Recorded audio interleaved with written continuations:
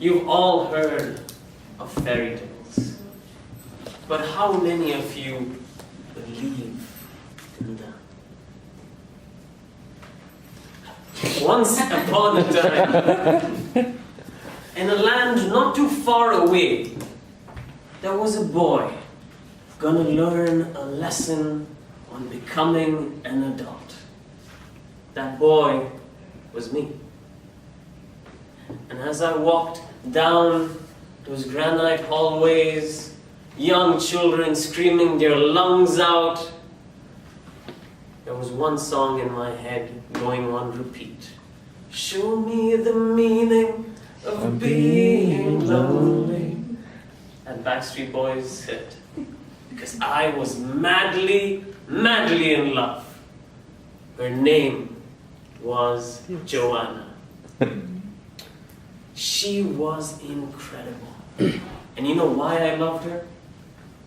Because she had the most symmetrical, the most neatest, the most legible handwriting. And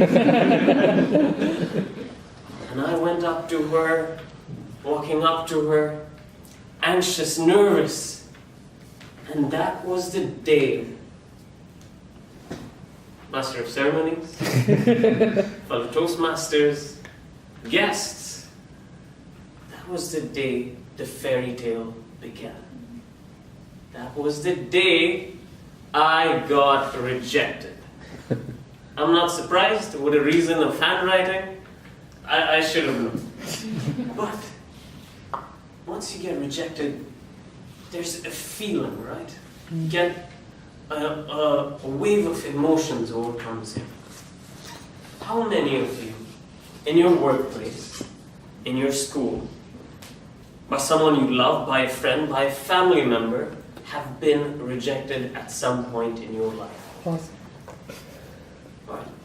Some of you. I expected all of you, but it's all right. It's all right. And there's a progression of emotions, right? You start out with self-doubt, just like I did. I thought, maybe she doesn't like my handwriting that much. To anger. You know what? I don't like her handwriting. To the third emotion, or the third action, you doubt the capabilities of others. You know what? Maybe her handwriting isn't that good. Maybe I should look for someone else with better handwriting. You see, rejection, it cripples you. It's not like failure. It inhibits your ability to take risks. Because back then, I didn't know it. But I avoided rejection at any point in my life. Anytime an instance would arise where I would have the possibility of being rejected, I didn't take it. And anyone who dreamed a bigger dream than me, who took that risk, I laughed at them. It took me the better half of 2 decades to realize what Theodore Roosevelt meant. It's not the critic who counts, or the person who comments on the doer of deeds. It's the person in the arena who tries and tries again and who knows even if he succeeds, great triumph. And if he fails, at least he fails trying greatly. But he is not among those timid souls who neither knows victory nor defeat. By avoiding rejection, I had not experienced life's victories, and I was too scared to be defeated. So instead of experience teaching me, I Googled it. I checked, how do I overcome rejection? 20 years later, that was in the first grade, I like Joanna, 20 years later, it takes time. And so I researched it, and there's different things. They tell you about success, they tell you about failure, but rejection isn't a widely spoken topic. And then I came across this one person who had a startup, who left his Fortune 500 company job. His name is Jia Zhang. And he documented his fear of rejection. And you know what? He made a target.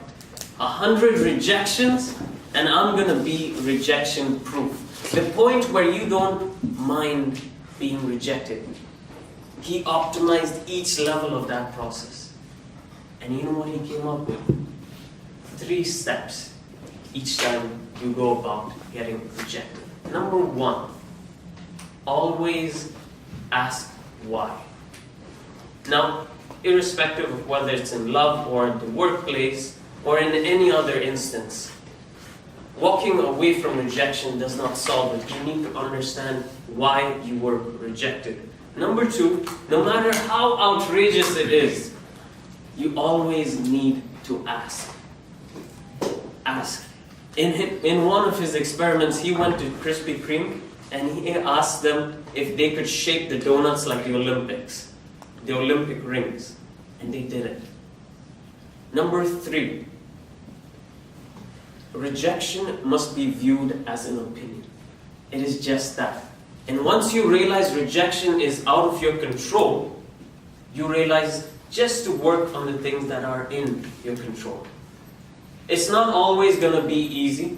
It didn't happen overnight for me. It still doesn't happen that where I don't avoid rejection, but I try now. Because the research shows, with the likes of Warren Buffett, different billionaires like Ray Dalio, you need to encounter rejection as early as you can. Because when you do that, you're able to cope with life better.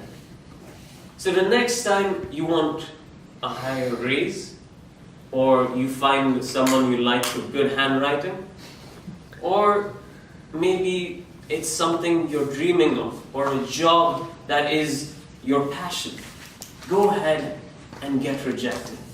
Because you're never too young, or you're never too old to be rejected. Back to you, Master.